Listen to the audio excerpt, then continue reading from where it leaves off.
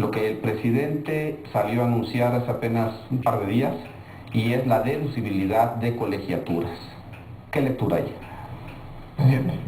Yo le veo una lectura. El tema de incidencia en la educación, el nivel educativo que tanto resuelve este país es mínimo. O sea, es una cosa de este tamaño. 9%. Es una medida electoral, es una medida... Pero económica también. Es el garrote del gasolinazo mes a mes, que es para una clase media y clase alta, y la zanahoria, que es ahora la deducibilidad de las colegiaturas. Es una medida que no le encuentro pues otra explicación más que pues todo está enfilado a la elección de este año. Pero ¿por qué la interpretación igual, Joaquín?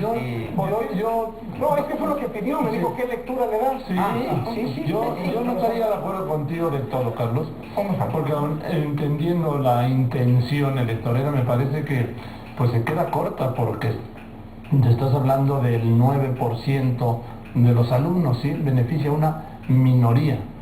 En cambio, porque los alumnos de nivel básico, sí, 20% de los alumnos de nivel... Lo que yo he registrado, independientemente si es electorera de Calderón, si es una idea que le piratearon al PRI, si es una idea, dice Molinar, que no, que es original del PAN de 1970. O sea, ya vamos ahora así como Carlos, ya vamos hasta Maximiliano, con el origen... Con toda la guerra de los pauteles que es anterior. Sí, entonces, Leopoldo, hay un beneficio real para millones de padres, sobre todo de madres solteras, que van a tener un dinero este año con el que no contaban.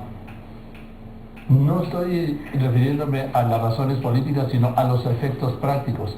Y mira, si es una medida electorera, si es partidista, si es pirateada, lo que sea que se diga, si va a producir un beneficio a las familias, a los padres de familia, insisto, sobre todo y en particular a las madres solteras, pues que sea lo que sea y bienvenida. Como todo acto electorero, pues siempre es agárralo y ya tú llegas y votas por quien te regala la gana. Yo me voy al beneficio, al resultado. A ver, Marín. Sí, perdón, porque la verdad creo que me va a estallar la cabeza. ¿Qué ocurre? El gobierno mexicano, desde siempre, hasta con Porfirio Díaz, invertía cierta cantidad de dinero en la enseñanza. Lo que pueden exentar los interesados es lo que, según el gobierno, le cuesta a cada niño desde preprimaria hasta la preparatoria. Es decir, es asegurar el cumplimiento de un ordenamiento constitucional. Lo que no vienes a consumirme en mis aulas públicas, te lo restituyo hasta este tope. Yo no me atrevo, en las intenciones puede caber todo, inclusive que haya sido una sugerencia perversa de Mubarak a Calderón, no me importa. El hecho es que cumple el gobierno con que quienes no están en el sistema público educativo tienen cuando menos el alivio de que no se les considere un gasto que es suntuario o algo por el estilo. Es así para mí de simple y no me atrevo a juzgar intención. A ver, Denise.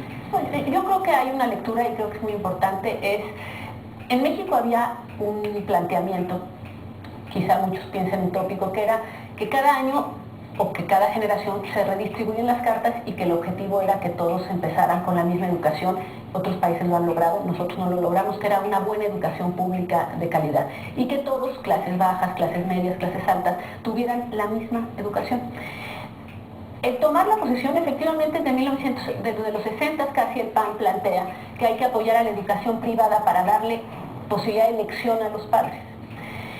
Lo que hace Felipe Calderón es toma esa vieja carta ideológica del panismo, pero también sentencia algo que en los hechos quizá ya había ocurrido, que es, dado que la educación pública es de bajísima calidad, entonces démosle a una clase media la posibilidad de irse a las escuelas privadas a ver si consiguen mejor educación, porque nosotros ya estamos abandonando la educación pública.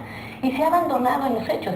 No nos vamos a enfrentar con el Bester, es aliada política, tiene captada la educación. Entonces, el viejo ideal de que todos, y cuando digo todos me refiero también a los hijos de quienes toman decisiones, estuvieran en la escuela pública y por lo tanto tuvieran fuertes incentivos para tomar decisiones que mejoraran esa educación, eso se ha ido disminuyendo cada vez más. Esta decisión es parte de eso, es decir, todo acto de la realidad es pésima la educación pública, voy a darle a los padres la posibilidad de elegir, que se vayan por la educación privada, a mí me parece que sigue haciendo un cada vez mayor brecha entre quienes tienen la posibilidad de pagarla y quienes no van a tener la posibilidad de pagarla.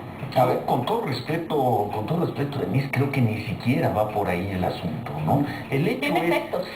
no, yo no veo ningún efecto. Se está dando un beneficio fiscal para educación, para gente que de todas formas está pagando educación privada y va a seguir pagando educación privada. El 9%, el 20%. Hecho número uno. Segundo, no se le quita un centavo a la educación pública, no cambia para nada el esquema de educación pública, lo demás es filosofía, lo demás son hipótesis de lo que podría venir en el futuro. Y electorera o no, es una medida de 13,000 millones de pesos, es lo que está calculando el gobierno, ¿no? Ahora, Por eso, si ese dinero es deducible para personas que a fin de cuentas están financiando educación privada, yo no entiendo. Mira, la verdad es que el tamaño de la crítica. La posición no está, es dinero que se le quita a la educación pública. Estoy de acuerdo con Ciro en el sentido de que asumiría, primero, que el incentivo es de tal magnitud que va a provocar una migración de estudiantes de uno a otro lado, lo cual no va a suceder. Y segundo, que el problema de la educación pública es un problema de dinero, y todo lo que sabemos que nos dicen los expertos es que en dinero estamos sobrados. Entonces, en ese sentido, es un incentivo, hay el dinero para hacerlo, electorero no, pues es una política pública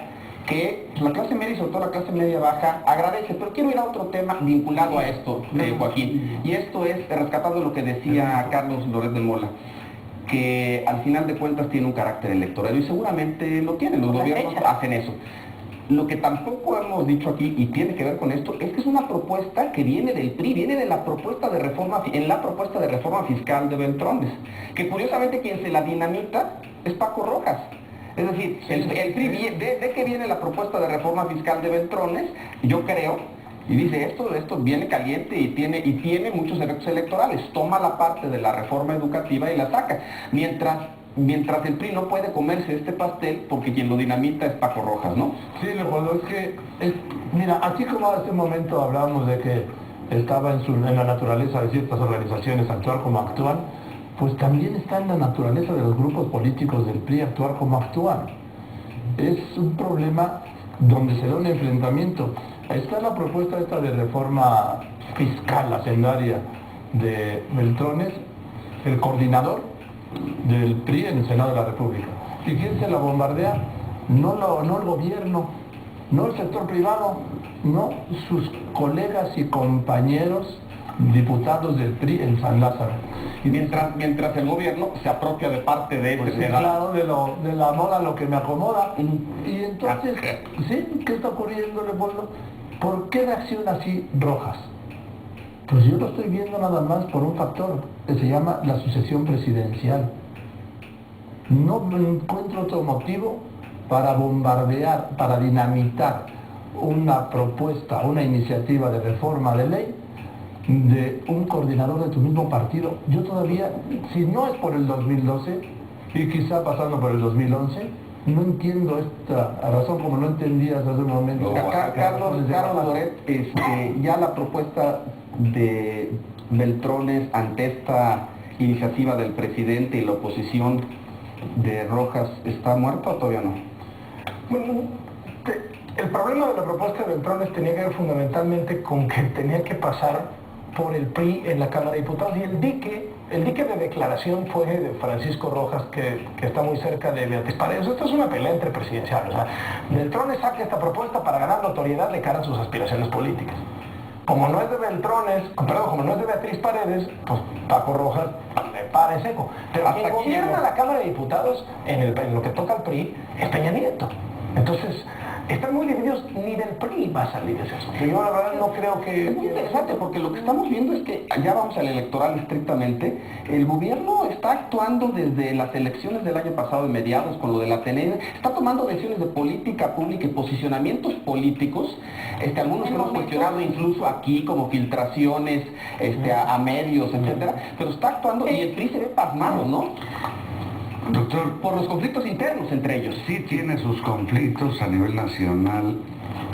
Creo que se refleja lo que se vio en Guerrero, de las divisiones. En fin, a mí me parece importante subrayar esto. De ninguna manera es una propuesta de Beltrones.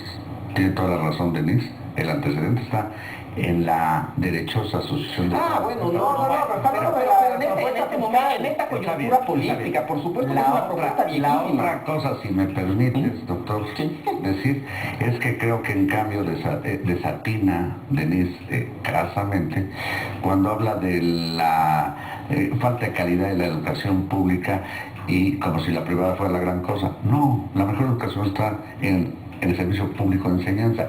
Tan es así que los picudos de México son Lo que polo muestran de las pruebas PISA es que no es mejor la educación privada que la pública. por eso estoy de acuerdo. Nada más hacer la precisión. La educación pública y privada en México Es mala las dos. igual de malas.